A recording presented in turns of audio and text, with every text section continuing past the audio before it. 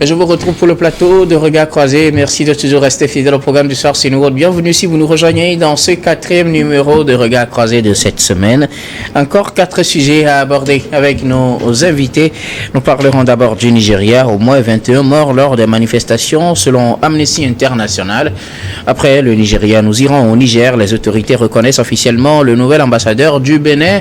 3e sujet, République démocratique du Congo. La MONUSCO autorisée à appuyer la mission de paix de la SADC. Puis nous terminerons bien évidemment par le Togo, un sujet politique. Jerry Tama et Jules Amim s'excluent mutuellement du net. Et pour en parler ce soir, 3 invités sur ce plateau avec moi. Emmanuel Vivien Tomi, vous êtes journaliste, directeur général de Plume Libre et conseiller en communication politique. Bonsoir Vivien et bienvenue. Bonsoir Guillaume, bonsoir aux téléspectatrices et téléspectateurs de Niveau TV de par le monde. J'aimerais saluer l'initiative du ministère de la Culture, du Tourisme qui a commencé depuis le samedi dernier le premier festival international Made in Togo et qui rassemble donc les acteurs du monde du cinéma. Et j'aimerais saluer également la présence sur le site de ce festival du comité chargé de la surveillance et de la censure du cinéma et de la musique et dit beaucoup de courage aux acteurs du monde culturel. Merci beaucoup à vous Emmanuel Vivien Tomi d'avoir répondu à notre invitation. À côté de vous, Donatien Awesso, vous êtes acteur politique et traducteur agréé. Bonsoir Donatien et bienvenue. Oui, bonsoir Dr Guillaume, bonsoir à nos chers téléspectateurs et téléspectatrices. J'aimerais aussi, d'entrée de jeu, saluer la bravoure de nos concitoyens dans tous les corps de métier qui se débrouillent chaque jour pour pouvoir survivre.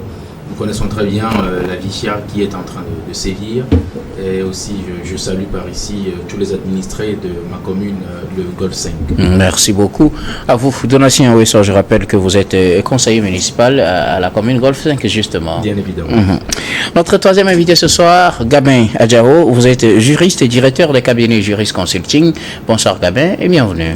Bonsoir Dr Guillaume, bonsoir à toutes les téléspectatrices et téléspectateurs de New TV, bonsoir à mon doyen Tommy et à Donatien. C'est la première fois qu'on fait un plateau, lui et moi, donc je suis vraiment heureux d'être sur ce plateau avec eux. Merci pour l'invitation. Merci beaucoup à vous tous d'avoir répondu à notre invitation. Nous allons avec vous aborder notre premier sujet. Nous prenons la direction du Nigeria. Au moins 21 morts lors des manifestations selon Amnesty International. Au moins 21 personnes donc auraient perdu la vie lors de ces manifestations au Nigeria. Manifestations qui ont commencé le jeudi dernier, jeudi 1er août, pour réclamer une meilleure gouvernance et de meilleures conditions de vie. Des manifestations réprimées par les forces de sécurité. On a eu entre-temps l'intervention du président de la République qui n'a pas suffi à calmer les ardeurs. Au début, c'était 13 morts, mais là, le bilan a augmenté. Ce bilan macabre qui s'élève finalement à 21 morts selon les décomptes faits par Amnesty International. Vivien. C'est dommage qu'on en arrive là, encore, en 2024, dans le plus grand pays ou le pays le plus peuplé de tout le continent africain. Je pense que le Nigeria, qui est une puissance, devrait mesurer effectivement les exigences de la démocratie. Quand on constate qu'on a tiré à balles réelles sur des manifestants qui réclamaient justement des choses qui sont de leur droit, je pense que c'est très dommage et c'est trop grave. Vous savez, quand vous venez au pouvoir, vous avez l'obligation de protéger vos citoyens. Et même si c'est contre vous que les citoyens manifestent, vous devez prendre les dispositions pour que les forces de l'ordre, de sécurité et de défense ne fassent usage de violence sur la foule. Il n'y a pas de violence conventionnelle. Il n'y a que des manières de réguler les manifestations publiques qui sont conventionnelles. Et donc, quand on utilise la force ou la violence à un degré donné, on viole les droits humains, on viole même la Constitution, on viole tout ce qu'il y a comme test protégeant les citoyens. Quand on est gouvernant, on ne tire pas sur sa foule. Et justement, les bras armés du gouvernement, c'est la police, c'est la gendarme, c'est la gendarmerie, c'est l'armée. Et donc, il n'y a pas de raison. Et ce qui me désole dans tout cela, c'est quand on nous dit ce n'est pas l'armée, ce n'est pas la police, ce n'est pas la gendarmerie, mais qui détient plus les armes dans nos pays? C'est les forces régulières qui détiennent les armes. Et donc, si les forces régulières ne sont pas capables, excusez-moi, de contrôler les foules, et que peut-être des infiltrés puissent tirer sur la foule, alors que la police, la gendarmerie et l'armée étaient là, il y a un problème qui se pose. Des fois, on oublie l'essentiel. On tourne tout ce qu'il faut comme regard sur la protection des dirigeants, et on oublie que les citoyens aussi ont le droit d'être protégés.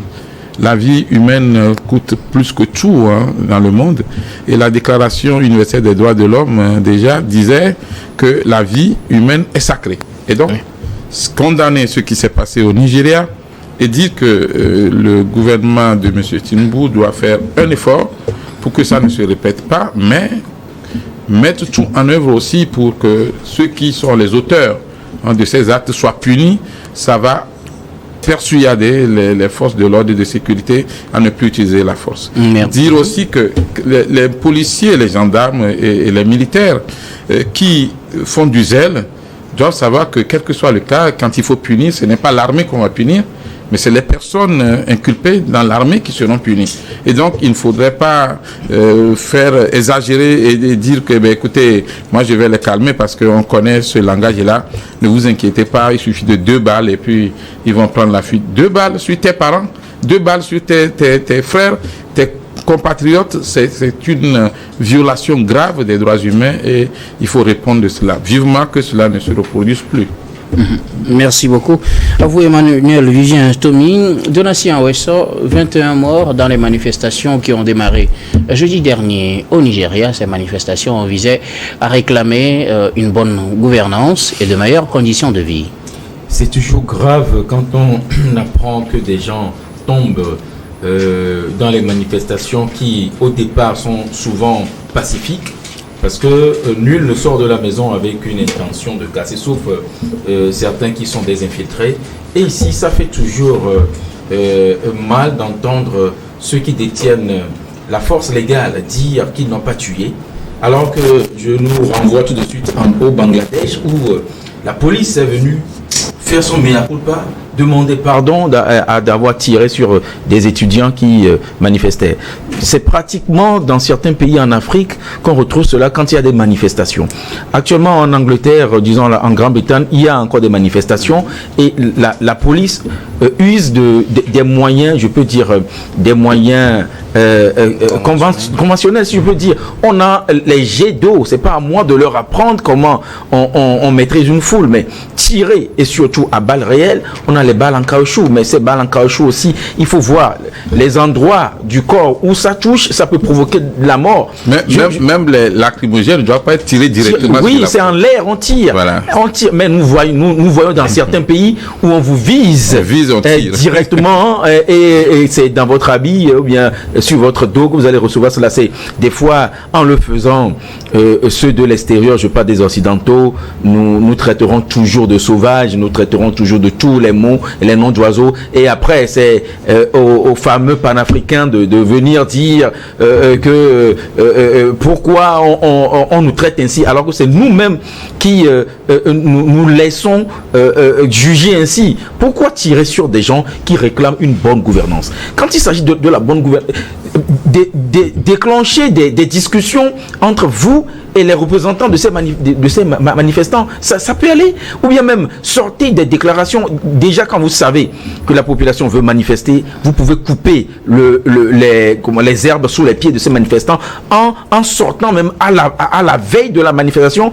pour peut-être leur promettre une satisfaction, même si c'est factice, ça pourrait quand même les calmer. Mais c'est que le président Tinubu a fait dimanche, mais ça n'a pas suffi pour calmer les oui, des manifestants. C'est parce que au départ, on avait déjà commencé par user de la force, user de la violence, et les gens ont dit, bon, si on se tait, cela va nous monter jusqu'au cou, mieux vaut foncer. Et si on doit tirer sur des gens pour qu'il y ait jusqu'à 21 mois, alors que eux-mêmes, ils sont en train déjà de dire que c'est pas 21 morts. Je parle de ceux qui détiennent la force légale, disent que c'est pas 21 morts. Et c'est pourquoi nous avons précisé que ça, c'est le décompte de l'amnistie, mais ça fait mal. Ceux qui font, surtout c'est ceux qui font du zèle. Le grand frère Vivien a eu à le dire que c'est certains qui se disent bon, laissez-nous, on va gérer la situation, on va les mater avec 2-3 gaz lacrymogènes, ils vont se taire, et voilà, et on a du grabuge et des morts qui s'en suivent. Bon, franchement, ces choses qui se passent en Afrique, ça laisse à désirer, hein.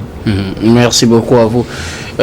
Donatien Hawessor. Alors, Gabin, Adjaro, 21 morts en une semaine de manifestations. Là, nous sommes au Nigeria. Les manifestations ont commencé ce 1er août pour réclamer une bonne gouvernance et aussi de meilleures conditions de vie. Le 4 août, dimanche, le président Tinubu a pris la parole pour appeler au calme, promettre des choses, appeler au dialogue. L'appel n'a pas été surtout entendu. Les manifestations ont repris. Le dernier bilan d'Amnesty International porte le nombre de morts de 13 finalement à 21 morts. Je m'incline devant la mémoire de ceux-là qui sont tombés sur le champ de la manifestation. C'est assez triste qu'un président qui est arrivé au pouvoir, qui a porté assez d'espoir pour les Nigérians, se retrouve actuellement être un criminel, quelqu'un qui est en train de tuer sa population. C'est vrai, la plupart du temps, on dit que bon, les militaires ou bien les gendarmes, ils exécutent des ordres. Qui a tiré, c'est effectivement oui, mais qui ont encadré ces manifestations. Mais c'est lui qui est à la tête du pays. Les manifestants. C'est lui qui est à la tête du pays. On l'a vu avec plusieurs présidents. Ce ne sont pas eux qui sortent et tirent sur la population, mais quand on doit appeler quelqu'un à la CPI, c'est le président, c'est la tête du pays qu'on appelle.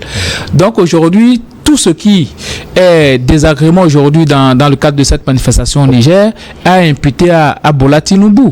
C'est assez triste.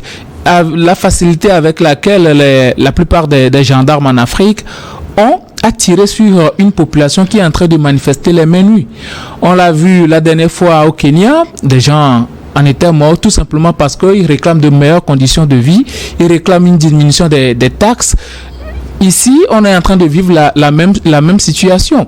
Et bizarrement, des gens manifestent à main nue. C'est vrai que certaines personnes sont en train de vandaliser les biens publics. C'est à déplorer aussi. Mais ça ne donne pas le droit aux militaires, aux gendarmes de tirer sur les gens-là.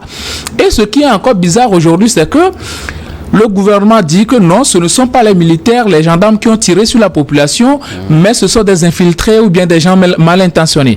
Bon, comment se fait-il qu'un gouvernement assez responsable, qui doit normalement protéger sa population, laisse faire les gens infiltrés qui tuent sa population et n'arrive même pas à arrêter ces gens-là? Les militaires, ceux qui sont censés encadrer les manifestations, étaient là pourquoi? Pour quelles raisons? Donc moi, je ne comprends pas la raison pour laquelle, pour une simple manifestation, pour une réclamation de meilleures conditions et de bonne gouvernance, on doit tirer sur des gens et que les gens perdent leur vie dans cette histoire-là. Ce n'est pas du tout normal. On l'a toujours vécu en Afrique et le cas du Nigeria n'est pas un cas d'école, hein. Ça pilule un peu partout en Afrique, dans pratiquement tous les pays. À chaque manifestation, les militaires, les gendarmes ont cette gâchette facile-là de tirer sur la population. Et comment se fait-il même qu'on peut donner des balles réelles à des gendarmes pour aller encadrer une manifestation? Il y a des moyens conventionnels de répression des manifestations. Pour ça, on peut avoir des balles réelles pour que, en cas d'attaque contre les manifestants, que effectivement les forces régulières répliquent. Non, mais pas moi, pour c'est ce tirer que j'ai sur appris. la foule. La plupart de ce que j'ai appris, c'est qu'il y a des renforts qui ne sont pas loin. Ils accompagnent avec des fourgonnettes et tout, qui, eux, ont des balles réelles, mais n'interviennent pas dans la manifestation. Parce que ceux qui encadrent la manifestation, il peut y avoir quelqu'un de timbré parmi les manifestants qui peut retirer même les armes aux militaires. Et imaginez si celui-là a des balles réelles à l'intérieur de ses armes. Donc, il y a un périmètre pour ça. Voilà, il y a un périmètre qui est prévu pour ça. Maintenant, au Nigeria, ce qui m'a un peu beaucoup plus choqué, je me dis, bon, après la première manifestation, deuxième, troisième, quand Tinubu va sortir, il va apporter des solutions qui vont calmer un peu la population. Mais bizarrement, quand il est sorti, même ses propos ont encore exacerbé l'assentiment de la population. Les gens se sont beaucoup plus énervés. Parce que quoi? Il ne veut pas faire des concessions. À un moment donné, il faut arriver à faire des concessions pour que la population sache que réellement tu es là pour elle. Mais Tinubu, quand tu parles avec désinvolture, avec mépris à la population qui t'a élu, qui t'a porté à la tête du Nigeria, mais imaginez le degré de folie que quelqu'un peut avoir quand il sent que son père, qui normalement doit l'aider, est en train de le mépriser. Donc moi, sincèrement, j'ai compris les Nigériens. Les actes de vandalisme, c'est à condamner, mais ceux-là ne sont pas allés attaquer un militaire. Ils ne se sont même pas armés des armes de petit calibre. Ce sont des gens qui manifestent, d'autres avec juste des branches en main et autres là, pour crier leur désarroi. Mais tirer sur eux, c'est quand même assez triste. Et il va falloir qu'en Afrique, on se mette dans la tête que le crime de sang est imprescriptible. Tu peux quitter le pouvoir. Après 10 ans, après 15 ans, après 20 ans, on va te poursuivre. Et on doit continuer par poursuivre ces genres de personnes. Parce que une vie n'est pas mieux par rapport à une autre. La vie de Tinubu n'est pas meilleure par rapport à la vie d'un simple Nigérien. Donc, il doit protéger les Nigériens. Il a le devoir de protéger ce peuple-là. S'il ne peut pas, quand son mandat va finir, parce que pour le moment, il a l'immunité présidentielle, quand son mandat va finir, il va falloir le poursuivre devant les tribunaux nationaux et internationaux. Merci beaucoup à vous pour vos contributions à ce numéro. Nous allons marquer la première pause, puis on revient juste après pour la suite de cette émission.